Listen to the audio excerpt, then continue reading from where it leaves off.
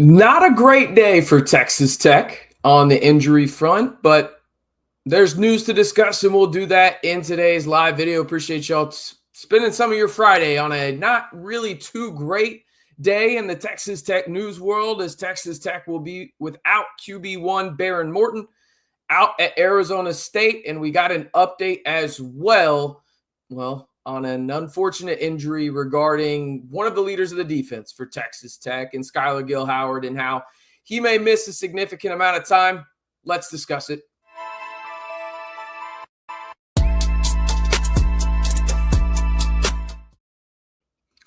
Hey, how's it going, everybody? It's RC Maxfield here for the Red and Black Report. Appreciate y'all tuning in to today's video. Would not typically go live on a Friday night. I know you're probably enjoying, your time with your family and everything like that. But yeah, this was a pretty shitty news day, if we're being honest about it, for the Red Raiders. We'll discuss it all. Behren Morton, Skyler Gill-Howard. We'll talk about what Will Hammond means for this Texas Tech offense in his first career regular season start in the Scarlet and Black, as well as Skyler Gill-Howard. What does that mean for the Red Raider defense? And how does that impact the most dominant unit in the entire Big 12 in the Texas Tech defensive line? I'd be remiss not to say, if you haven't already, be sure to like the video and hit that subscribe button. We just hit 13K here on the channel. That's all you guys. I appreciate y'all tuning in. And never in my wildest dreams would I have thought that this would be the outcome and be the largest independently owned Texas Tech YouTube channel. But appreciate each and every one of y'all. If you haven't told your friends about it in Red Raider Nation, now's the time. Basketball season's right around the corner. And listen, this is the third video of the day. I don't know anybody else in the tech space doing that. So be sure to like the video and hit that subscribe button. And I forgot to mention, it's 100% free. I can't make it any more free than that. I actually can't. I looked it up. All right, let's jump right into this and go to the Matt Zenitz report, because this was weird. First and foremost, let's lay the groundwork as you see the final report here on your screen. There was a report earlier in the day today on Friday, October 17th, that this would be a game day decision in terms of Behren Morton playing against Arizona State. And we actually have a video here on the channel discussing it, which might be a little outdated now, but it is what it is. Now you get this from Matt Zenitz, and you've got Pete Thamel confirming it, as well as Pete Nakos. Matt Zenitz was the first to report it. Number 7 Texas Tech is currently expected to start backup Will Hammond at quarterback tomorrow versus Arizona State. Sources tell me, obviously Matt Zenitz and Chris Hummer for CBS Sports. Now, starting quarterback Behren Morton didn't practice all week due to injury. That's interesting. Hammond was a class of 2024 4-star recruit. Why is that so interesting? Let's go back a few days, shall we, to when Joey McGuire had his Arizona State week presser with local media out in the 806. He said that Behren Morton had a similar injury to the one that he sustained against UAPB in game number 1 of the regular season for Texas Tech. Although this one was better in his mind, no injury is better, but it wasn't as bad, according to Joey McGuire, due to the fact that there was no swelling. He thought that Behren Morton had a chance to play. I forget his exact words, but they said that they were going to see exactly what would happen throughout the week, and he felt confident that there was at least a chance that he would play. Unfortunately, that is not the case. Now, when it comes down to it, I'm not trying to nitpick Joey McGuire. New information comes, things happen. It's an injury, right? But at the end of the day, what does this mean for the Texas Tech offense? I said in the preview video that we did not know if either starting quarterback was going to play in this matchup. Sam Leavitt, the starting quarterback for the Sun Devils, will start. He is listed as probable according to the Big 12 media injury report that Arizona State has to release. Obviously, Behren Morton will not play, so it will be Will Hammond against Sam Leavitt. I feel pretty confident Will Hammond can still win you this football game, but how does it look different in terms of the Texas Tech offense? First and foremost, you're going to see more QB runs. I think that that's a no-brainer, just because Will Hammond is more mobile than Behren Morton. I do wonder how it impacts the vertical passing game, because right now, as it stands in their careers, Behren Morton is, I don't want to say leaps and bounds better than Will Hammond at the vertical passing game and extending the ball downfield, but he's quite a bit better. And that typically comes with experience and feel in live game situations, right? So that's not a knock on Will. I think he's going to be a bona fide superstar for the Red Raiders during his time out in Lubbock. But I do wonder in this matchup, if you see Arizona State condense that box a lot in terms of the run game and have 7 guys in it and have one-on-one matchups and force Will Hammond to prove that he can beat them with the vertical passing game. Do I think he can do it? Yeah, I actually do think he can, but it's a prove it type situation. You saw it a little bit against Utah, but then I could argue he didn't really need to do it against Kansas. And then the times that he did miss a couple of shots deep. Okay. I think Will Hammond has a lot more variable to him. Behren Morton is far more consistent due to the experience that he has. And I think that is a positive towards the Arizona State side of things in this matchup. That being said, I thoroughly expect Texas Tech to still win this football game. I think they're going to manhandle the Arizona State defensive line, and I do think Will Hammond will be able to capitalize on those one-on-one matchups on the outside. I'm telling you right now, my prediction has not changed.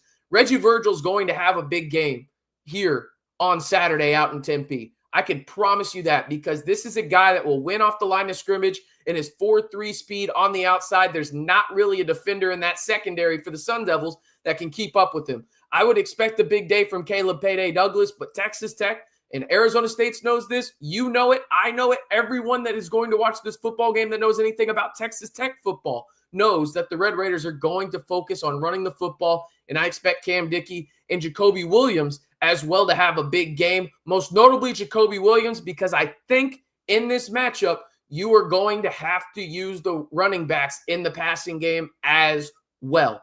You're going to have to do it. And I think Jacoby Williams is the better of the two right now in that respect in their games. All right, let's see who's in the chat real quick. We got Dwayne saying he's out. We've got Texas Tech sports fans saying congrats on the 13K. Appreciate that, my man. We've got Metal Mario Pro. You kidding me, man? No, I'm not, unfortunately. I'm not. David saying, I'm okay with Morton missing the next 2 to 3 weeks. To be honest, Hammond definitely elevates the rushing game. I'm just not sold on him enough to feel good about him being our starter against BYU. Yeah, David, I'm kind of in the same sentiment here. You need Behren Morton to be as close to 100% as possible for Texas Tech to reach their ceiling. I've said that multiple times here on the channel. I think Will Hammond gives you more opportunities in your offense in terms of variety because of the running ability that he has. But if you want Texas Tech to reach their ceiling, Behren Morton has to be your quarterback. And I have not changed my stance on that. And that is strictly because of the vertical passing game and the experience that he has. So I agree wholeheartedly on this take right here. What else we got? I give Levitt about a 5% chance to finish the game once David Bailey gets a hold of him. Yeah, I saw on the screen here. Let's go through this. We've got Starter 179. Appreciate the super chat. Can you break down Arizona State's injuries? They are a mess. Yeah, they've got a lot of guys that are injured, and there's 2 most notable. So I'll hit the ones that are big, in my opinion. And that is they lost their best offensive lineman, their left guard, for the season in their past week matchup against Utah and Salt Lake City. So that's the big one. The other one, in terms of that's going to play in this game but is nowhere near 100%, is the aforementioned Sam Levitt. He has what was listed as a high ankle sprain just a week ago, right? Now he's ready to play. And to be fair to Sam Levitt, he did go through last week's practice as well leading up to the Utah game, but progressed in the wrong direction. And now he's taken basically every snap, according to Coach Dillingham, for this week, and he's listed as probable, so he will play. But at the end of the day, how healthy is he? That's the biggest thing, because you're right. And earlier, somebody mentioned David Bailey. Good luck. We're going to see how mobile and how healthy that right ankle is, or left ankle injury is for Sam Levitt in this matchup against the best defensive line in the Big 12, regardless of if there's no Skyler Gill-Howard in this matchup. It's going to be an absolute test for Arizona State, a team that their offensive line was already kind of booty cheeks, if we're being honest.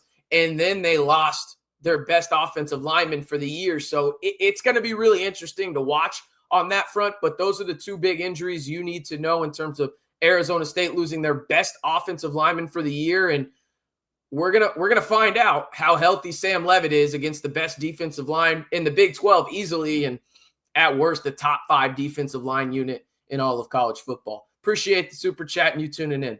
All right, who else we got in here? Let me know where you're watching from as well. We got about 130 people in here. We've got Marcus. We've got LBK30. We got Gmo. We got 99 Relic. We got Old Texas Tech Man. We've got the Beer Man in here. I need a beer. Should have got one before I came on.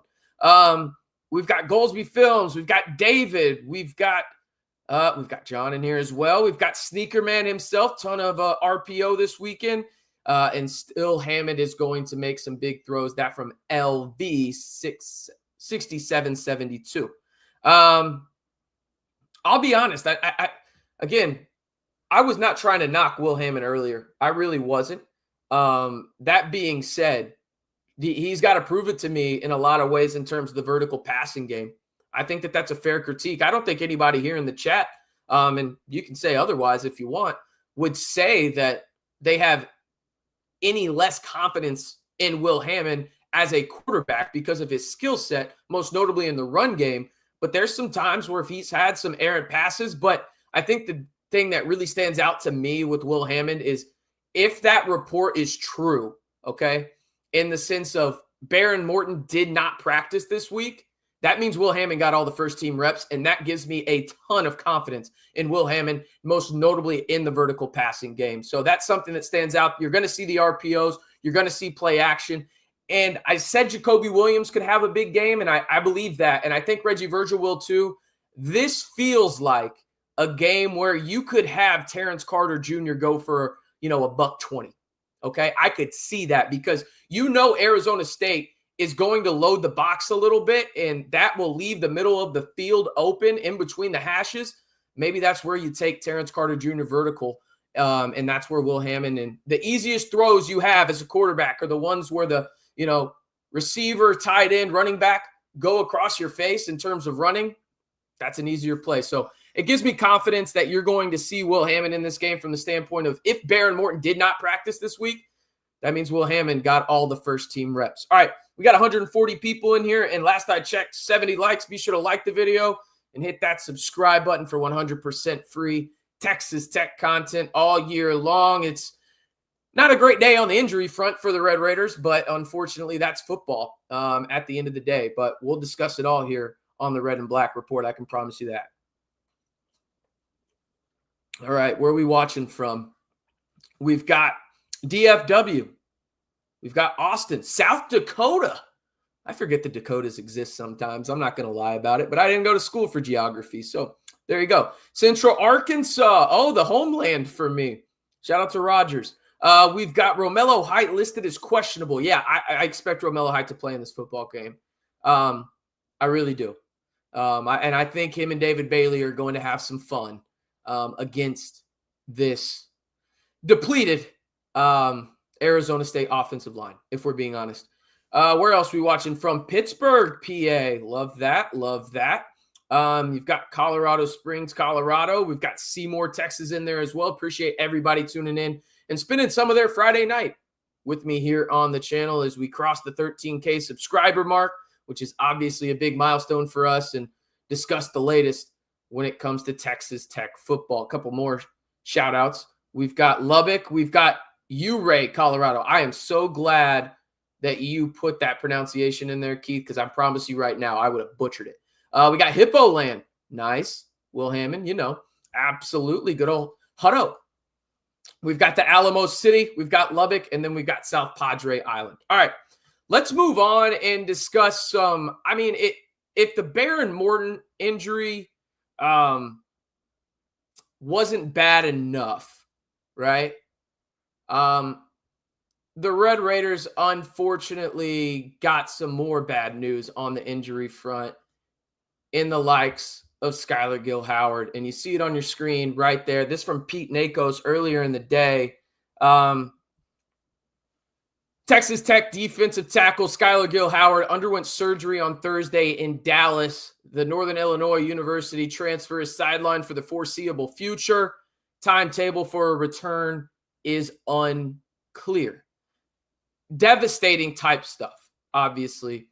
Then Pete Nakos had an update later on in the day saying sources have told On3 Sports there is some hope for a return for the college football playoff. First and foremost, I'm absolutely gutted for Skyler Gill-Howard. And before anybody asks, I'm not too sure how it works on the medical side of things in terms of games played. Can he get a medical hardship, a waiver? I don't know. So for those that are asking and wondering that, truthfully, I'm probably not the guy to ask. That being said, strictly on the human front, just damn, this sucks for Skyler Gill-Howard. It's his senior year. He's a redshirt senior. He came into Texas Tech, and I think the part that just sucks the most, and I don't want to see anybody get injured, neither do you guys, right? But the part that sucks the most for Skyler Gill-Howard is the fact that he came into Lubbock and just absolutely embraced what it meant to be a Red Raider, right? He is highly talked about from Joey McGuire and everybody else in the building that can get a word in talking about him. His teammates love him. He embraced what it truly means to be a Red Raider, and it's just part of the game and fighting in the trenches. Unfortunately, those guys are bigger dudes, and that means when you get hit, there's a little bit more force behind it, and it sounded like it was some friendly fire, obviously unintentional on a leg whip when somebody was getting thrown to the side, and it came down, and it unfortunately hit Skyler Gill-Howard in the lower part of his body in terms of an ankle, shin, in that region, right? So it just sucks for him, right? And so first and foremost, I want to get that out of the way and just say, definitely thinking about him because, damn it, man, like I can't imagine, especially the way Tech is playing right now. He was having a great year. He was on his way to potentially being an NFL draft pick. And with his story being a walk-on early on in his college career to now being one of the most impactful defensive linemen in the Big 12, to have his season potentially end like this, hopefully he does get to come back and play later on, whether that's in the Big 12 championship if Tech is there, or in the Big 12 title game, right? Or in the college football playoff, right?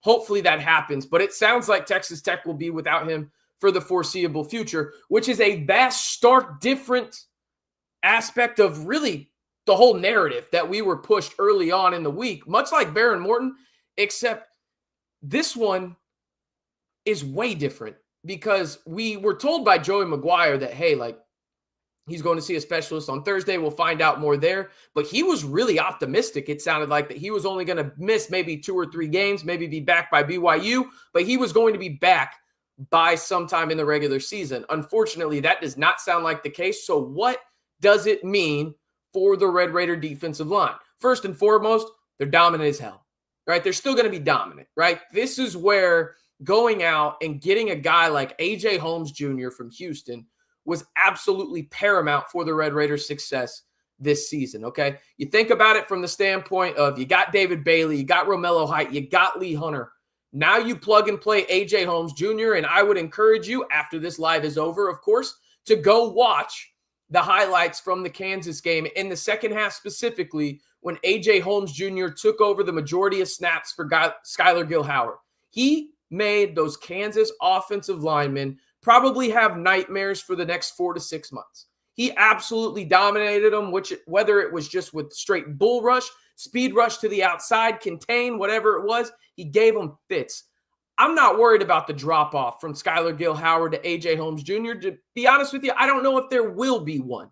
That said, there is now a little bit less depth, and that's what concerns me the most. You still have Jaden Cofield. You still have Duda Banks. You got Amir Washington, who you can slide inside. The great aspect of this Texas Tech defense is, and I think Josh Pate said it best, and we've talked about it here on the channel, but he's the national media member that has said it best about this Texas Tech defensive line, is the guys that were starting last year are now second and third string on the depth chart, right? Now they're closer to the top, but only by 1. But you love Jaden Cofield. If I were to tell you before this historic transfer portal that Jaden Cofield was the starter at the defensive tackle spot, you would have felt pretty good about it. At least I would have.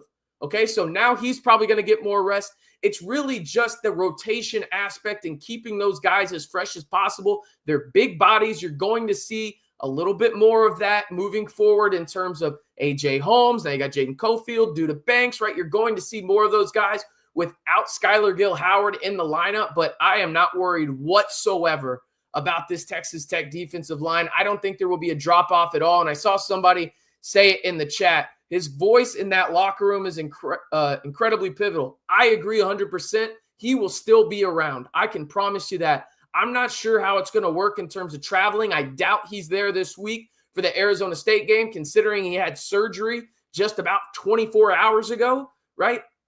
But he will be around this team, and that will be pivotal. He will be giving some of those young guys, including, Jaden Cofield, some really good leadership qualities and also just some really good advice on how to become better football players and better leaders. So it sucks that he's going to be out a while, but, it could be a much added boost or much needed boost for the Red Raiders later on in the season if they were to win a Big 12 title and inevitably play in the college football playoff. All right. Appreciate y'all tuning in once again. Refreshing. I wish I could say that was a stronger beverage, but it's not. It's water. Hashtag not a sponsor. We got 150 plus people tuned in, 31 likes. Let's get those likes up, man. I know it's a downer in terms of the news on today's live, but I also was just going to go live because we got the 13K subs, and that's a round of applause for you guys. So really appreciate y'all just really allowing me to be part of the Texas Tech content creator space. Truly means the world to me, and just really a lot of fun talking tech, hoops, football every day, and it's 100% free. So be sure to like the video and hit that subscribe button. All right. Let's see here. Hammond getting the QB1 reps makes me feel very confident. Yeah. And again, if that report is true, that makes me feel a lot better as well, specifically for the passing game for the Red Raiders, because if it was one of those, Behren Morton it was a half and half situation, I'll be honest with you, I hate that shit. I understand it, but I hate it.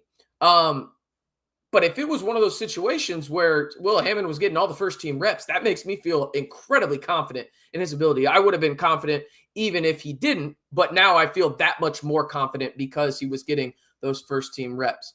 Appreciate the kind words, and I don't know if I'm teaching y'all ball. If you ask my wife, I'm just blabbling over here and yapping, but appreciate y'all tuning in for sure. All right, let's go ahead and get some of those comments. We'll do a Q&A real quick for today's live. Again, we got 156 people in here right now, according to my metrics, but that's usually about 50 short. I don't know. We're just spitballing here. I appreciate y'all spending some of your time with me on a Friday night. Again, the big news for Texas Tech football headed into their matchup out in the desert, Tempe, Arizona, tomorrow night at 3 p.m. Night, that's afternoon. It's hard sometimes to talk for long periods of time. No Behren Morton, according to Matt Zenitz of CBS Sports. He will miss this game. It will be Will Hammond with his first career regular season start in the Scarlet and Black. Remember, his first career start happened in the Liberty Bowl last year when Texas Tech was missing seemingly everyone in that bowl game. And honestly, they got shellacked, but not really a surprise considering how many young guys they were playing. And then the other big news for Texas Tech, we just got done discussing it, was Skyler Gill-Howard. The Red Raiders will be without really one of their star defensive linemen for the foreseeable future. He is out indefinitely, with Pete Nako saying that he underwent surgery on Thursday in Dallas and will be out until about the college football playoff if the Red Raiders are in fact able to make it that far. Let's see here. This question, is Morton completely out or able to get some kind of conditioning / activity and still? It's a great question in terms of practicing, I'm assuming is what you're talking about. It sounds like Behren Morton's going to be the emergency quarterback for this game. Emphasis on emergency. I would assume it goes Will Hammond and then Mitch Griffs in terms of the QB depth chart for the Red Raiders against Arizona State. You feel great about Will Hammond, no doubt about it, in that front. But I'm not too sure when it comes to some kind of conditioning and activity throughout the week, to be honest with you. Any update on Romello? Yeah, I would be surprised if he doesn't play. Everything sounds like, and this is a good caveat and a great question here, Grant. Joey McGuire has said multiple times that the way that they use the Big 12 injury report is that of if a guy misses unconventional snaps and even just one of them, and what I assume unconventional means is, hey, Jacob Rodriguez, for example, right? He's getting all the reps with the ones. Duh, right? If he sits out one or two, not because of a breather, but because, hey, there was just a hard hit or whatnot in practice, they're going to list him as questionable. Okay. That's kind of how I understand it. Maybe there's more to it than that, but yeah, I would expect Romello Height to play in the game. And I mean, shoot, they featured him on one of the posts while they were on the plane after Joey McGuire earlier in the week said, if you're a big man and you want to sit in first class, come to Texas Tech. I thought that was actually a pretty fun recruiting pitch by the head man himself. Let's see. It would take a lot of injuries to make this team not legit. Wholeheartedly agree. And the quarterback position, I like Behren Morton. I think he's good. Don't get me wrong, but it's not an astronomical drop-off from Behren Morton to Will Hammond. It's just not. And also we haven't mentioned his name. I think a lot of people are pretty happy with Mac Leftwich right now. Mac Leftwich is a damn wizard when it comes to an offensive coordinator. He'll put Will Hammond in the best position to succeed. This from the Beer Man. Who is the better passer, Hammond or Griffin? Right now, Griffiths. Right now, Hammond. Mitch Griffiths is just in a case of emergency guy, in my opinion. That's no disrespect to him, but it just is what it is.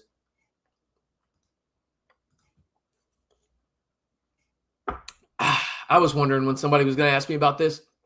What are your thoughts on the new Big 12 policy regarding the tortillas? I'll say this. I think that there's two ways of thinking, and I understand both completely, okay? These are the two ways of thinking that I understand, and if somebody else has another one, let me know in the comments. I see it as this. First and foremost, college football over the last, really since COVID, has lost a lot of traditions with conference realignment, right? I mean, shoot, Texas Tech doesn't even play their two biggest quote-unquote rivals this year in football in the modern Big 12 in Baylor and TCU. So from that standpoint, I think it's ass, to be honest, that they're trying to ruin this tradition, and it feels like they're ganging up on Texas Tech. And I understand that point of view. The other point of view is this. I don't think you have to get rid of the tradition altogether. I think you can just throw the tortillas straight up in the air if you want to. That being said, the logistics of that happening are slim to none when you consider there's 16,000 kids in that stadium, and I say kids, college students, and probably half of them are drunk, right? So it's going to be taken away. It's inevitable, I think, from that standpoint. And I hate it from the tradition losing standpoint, but I also understand it, which sucks. And at the end of the day, I love college football because of the uniqueness and how there's just what a lot of people would probably say dumb traditions at some schools. I'm sure a lot of people think, Texas Tech and that tortilla is a very dumb tradition. And it is what it is on that front. I think, a lot of other schools have dumbass traditions too. But at the end of the day, it just sucks to me that we're losing a lot of these cool traditions because of one reason or another. And this one just, they're targeting Tech. I get it. But I don't know how you're going to police it if you don't get rid of it entirely, because I tweeted it out yesterday when they mentioned it. What's stopping opposing team's fan to throw something on the field? What's stopping that? I don't know. What? So hypothetically, right, if there's Red Raiders out at Arizona State game this weekend, you throw tortillas onto the field, is that going to be a 15-yard penalty for Arizona State? How does that work, right? I don't know. It's just one of those deals where I think at the end of the day, Tech's just going to have to get rid of it, which sucks, but it is what it is. All right, we got another super chat up here. Appreciate the $5 super chat, starter 179. Dilly knows they have a talent disadvantage. Do you expect trick plays and special team trick plays from Arizona State? Dilly likes to gamble and go for it on 4th down. No, I expect them to be hyper aggressive on 4th down, especially between the 40s. And I think a lot of this depends on how mobile Sam Levitt is. If Sam Levitt's mobile, I think that they probably don't run a lot of trick plays. But if he's not able to move around as much as possible, yeah, it would not surprise me at all if you see a trick play or two, because that's going to be a respect thing at the end of the day for Arizona State, because they know how great this Texas Tech defense is.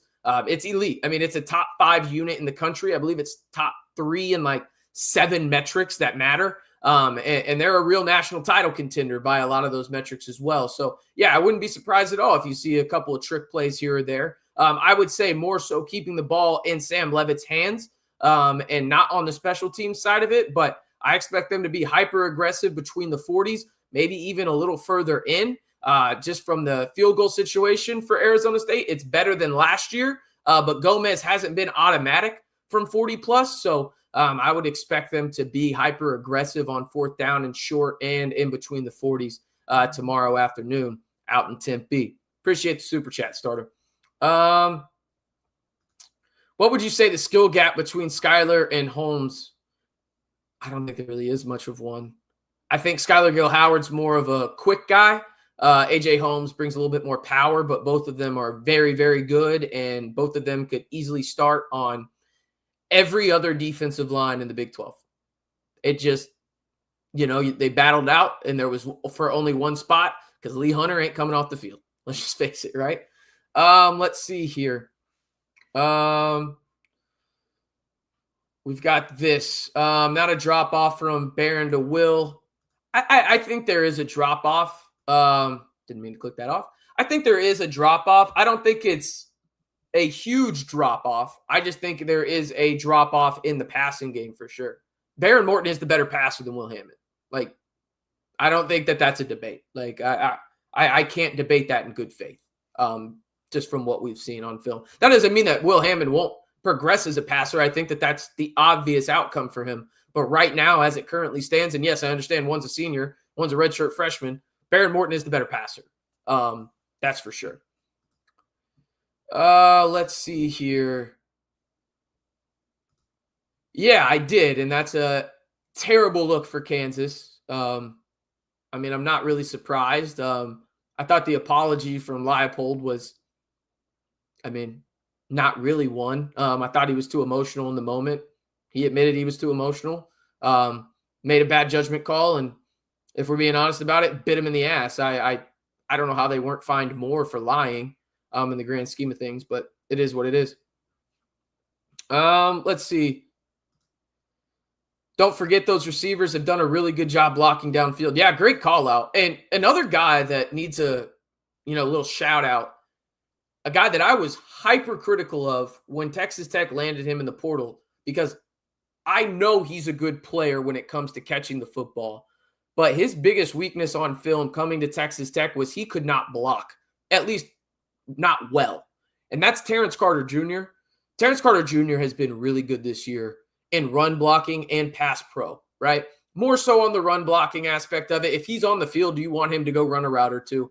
But go watch him when it comes to run blocking. He has been astronomically better than I thought he would be. So that is a testament to his work ethic, Coach Cochran as his tight end coach, and just really putting in that time to being better in the run game. The offensive line has been great, but go watch some of those big explosive runs that Texas Tech has had this year. Terrence Carter is involved.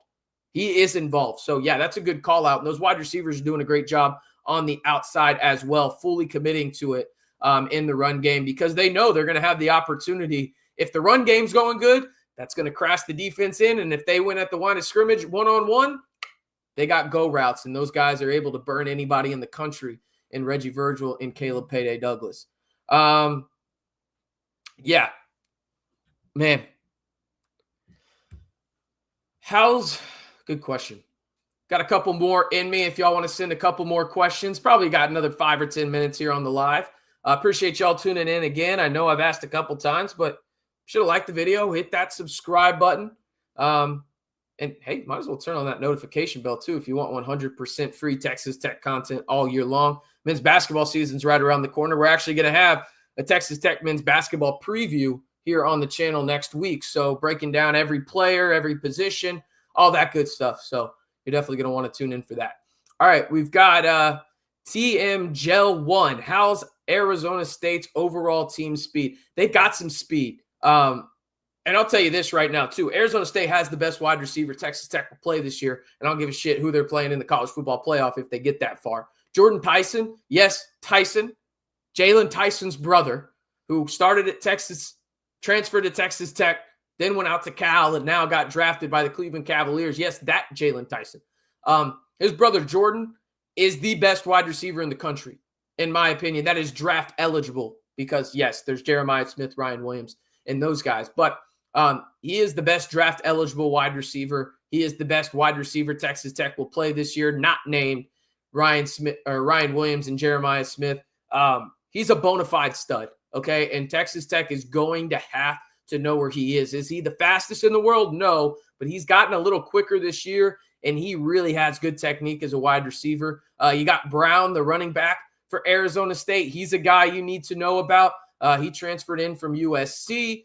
He's got some really big speed and is about a 4.3 guy out of the backfield. He's their leading rusher. He's a guy to monitor as well from the speed department. On the outside, from a corner perspective, they got some guys out there, but I think Texas Tech is more than capable of taking advantage of it at the end of the day. Let's see. When the offense is fully healthy, do you think there are any pieces missing that could have been a benefit this year? Ooh. No, not really. Maybe QJ. I would have loved to seen QJ in this offense. You think about what Cameron Dickey's doing. You think about what Jacoby Williams is doing. It sucks for QJ that he's not a part of this. He'll obviously be back next year. But, really, that's the only missing piece. I think, a lot of people were, I don't want to say upset that Hunter Zambrano didn't get the start at the right tackle spot. I took that as a positive that Jacob Ponton was that damn good. And Jacob Ponton, by the way, has been that damn good for the Red Raiders at the right tackle spot. So I think the only missing piece probably would have been QJ. But outside of that, I think Texas Tech is just really damn good. And they're really well coached. And they have depth at areas that they have simply not had depth in at a very high level since Mike Leach was the head coach for the Red Raiders. Does your prediction of who wins this change due to the injuries of Morton and Skyler Gill-Howard? No, Texas Tech wins this game. My score prediction probably changes a little bit. I'll be honest with you there. I forget exactly what it was, but with Will Hammond now, I'll probably say 34-20 Texas Tech. That would be my prediction. So, oh my gosh, the sky is falling. They didn't win by 24 or more. Oh no, the sky is falling. Just kidding, obviously. But yeah, no, I think Texas Tech wins this game. This is a defensive team. I have a hard time, even if Sam Leavitt was completely healthy, this defense is just disgusting. I actually feel genuinely bad sometimes for offensive tackles playing against Texas Tech because of David Bailey and Romello Height. And then, oh, by the way, you're going to run the football? Congrats. Try and run through Lee Hunter or A.J. Holmes Jr. Oh, you get past them miraculously? Jacob Rodriguez is going to ruin your life. Oh, Jacob Rodriguez is out in coverage. Ben Roberts is going to ruin your life. Okay? Oh, somehow Ben Roberts got juked out. Cole Wisniewski is going to come downhill. He's 6'4", and he runs what? A 4.4? He's going to make sure you see him, and you are going to be on the ground. There's just so many guys. Brendan Jordan and Bryce Pollocks of the world. This defense is just so deep with impactful guys. It's a defense-first team. I'm not telling you something you don't know. So, no, it doesn't really change it at all. And I think maybe the biggest factor in this for me is that I think Texas Tech, this is the best coaching staff the Red Raiders have had in a very long time. This offense is fundamentally sound. The penalties are annoying in some parts, but I think a lot of that had to do with they were trying to go with the non-silent count, which was crazy on the road. But, yeah, I think that they're really well coached, and this defense is the best defense maybe Texas Tech has ever had, and that's not a hyperbole. Let's see. Will the Tech break the double-digit sacks in a game this season, or the defense? No, I think 9 is probably the most that they get. That was pretty damn fun, though. But I think they probably average, maybe average is too strong of a word. I think they probably get around 4 or 5 a game. Yeah, I think that's probably what they'll do. Big physical receiver, third down target on the outside, sure-handed guy. Yeah, I mean, Tyson's a stud, dude. I mean, he's a bona fide superstar on the outside. He's really freaking good. I think he's going to be a top 10 pick in the NFL draft. I really, really do. Let's see here. Time for a new tradition. As much as it sucks, maybe focus on causing more snap penalties. Sway the swag for insert new tradition. I don't know. Yeah, I mean, they're gonna come up with a new one. Yeah, because I just don't see a way that they can enforce or afford to enforce that penalty from a Texas Tech standpoint. I think QJ or Dickey could transfer with the production we've had on the ground. A lot of mouths to feed. Maybe, but I'll tell you this right now. There's plenty of food to go around, to use your mouths to feed analogy, in this Mac Leftwich offense. I think you could see all 3 of QJ, Dickey, and Jacoby Williams thrive next year if they do all return. Does Will Hammond running the ball bode well for how bad Arizona State was against? Yes. Yeah, great call. Great call out. Yeah, that's a really good call out. Yeah, I forgot that Devin Dampier rushed for $120 and 3 tutties last week.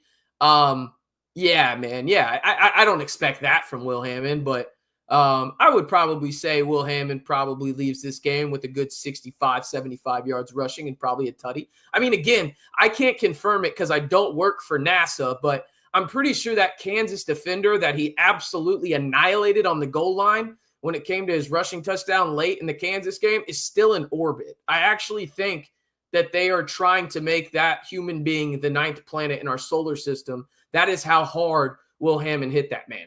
I can't confirm it. So I don't work for NASA, but I've heard rumors. I've heard rumors of that. I'm just saying. Let's see. Don't forget, we got our other DB back, Lewis. Yeah, he's not going to play this week. They'll ease him back in after he sustained a leg injury in the bowl game last year in the Liberty Bowl. I would expect him back for the BYU game. They're going to try and keep his red shirt intact so he can play 4 regular season games. And then hopefully, quick math, 4 postseason games, Big 12 title game, first round game, semifinal, college football national championship. So hopefully he'll get to play 8 games this year and still keep his red shirt. You're talking about Chapman Lewis. We'll see how that goes, but he's just easing his way back. I would expect him to be back for the BYU game on November 8th. Appreciate the kind words. Appreciate y'all tuning in, for real. It's a lot of fun talking Tech football, especially right now, and basketball is right around the corner as well. We've got Red Raider Roy saying, sorry, I'm late. Can you start over now? Thanks, RC. No, we'll have the playback feature, though, Roy. And that's the best part about this. This is digital media now. This ain't like TV, in the 90s, which is great. You can go back and watch it and interact with it. And I'll be sure to come in and definitely answer some comments as well. We got 150 y'all in here. We got 59 likes on my end. Be sure to like the video and hit that subscribe button. I appreciate each and every one of y'all spending part of your Friday night with me. I'm going to go watch Miami, some maybe competition for the Red Raiders down the road in the college football playoff. Not trying to get ahead of myself, one game at a time, but the Red Raiders and the Miami Hurricanes have the best odds to win their respective conferences. The only 2 teams in the Power 4 with odds on favorite, i.e. negative odds to win their conference. So minus odds, like minus 185 for Texas Tech. And I believe Miami, last I checked, was minus 200. Couple more questions before we head out. Could Roy Alexander redshirt this year? I don't think so. I believe I'm trying to think. I don't think so. Don't quote me on that. That is one of the better questions I've got. I don't think he can, though. I don't think so. But yeah, All right.